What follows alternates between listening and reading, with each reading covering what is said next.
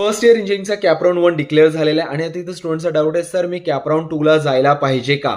त्याच्या मागे काय रिझन्स आहे ते सांगतो, पण पहिले मी अँसर देऊन देतो. हो, तुम्ही कॅप राऊंड 2, 3, 4 सगळेच कॅप राऊंड खेळायला पाहिजे. का बरं? त्याच्या मागे सगळ्यात महत्त्वाचं रिझन आहे. फर्स्ट सगळ्यात महत्त्वाचं रिझन काय, की जे कॉलेज आपल्याला आता मिळालेलं आहे ते कुठेच जाणार नाही. ते आपण नॉट फ्रीज फॉर बेटरमेंट केलाय म्हणजे ते ऑप्शन लॉक आहे. सेकंड, राहिला प्रश्न अपडेटला घेऊन, मार्गदर्शनाला घेऊन, ते तर युट्यूबवर एवढी छान कम्युनिटी आहे जे टाइम टू टाइम तुम्हाला मदत करतच आहे. काही स्टुडंट पर्सनल गायडन्ससाठी पण एनरोल झाले आहे. तर तुम्हाला पर्सनल गायडन्स किंवा मेंटरिंगची जर काही कमी आहे नाही. थर्ड द मोस्ट इम्पॉर्टंट, या सगळ्या प्रोसेससाठी आपल्याला लाखो रुपये किंवा खूप पैसे लागत आहे असं पण नाही. थर्ड द मोस्ट इम्पॉर्टंट, असं नाही की ज्या विद्यार्थ्यांनी कॅप राऊंड 1 ला ऍडमिशन घेतले त्यांचं कॉलेज चालू होऊन जाईल, मग आपण सिलेबसमध्ये वगैरे मागं पडणार. ऑल दो मोर ऑर लेस तुमचं कॉलेज हे सप्टेंबर महिन्यामध्ये चालू होणार आहे. तर अशामध्ये आपला काही लॉस नाही. तर फॉर शुअर कॅप 2, 3, 4 खेळा, चांगल्यातलं चांगलं कॉलेज आणि चांगल्यातली चांगली ब्रँच घेण्याचा प्रयत्न करा. Wish you all the best.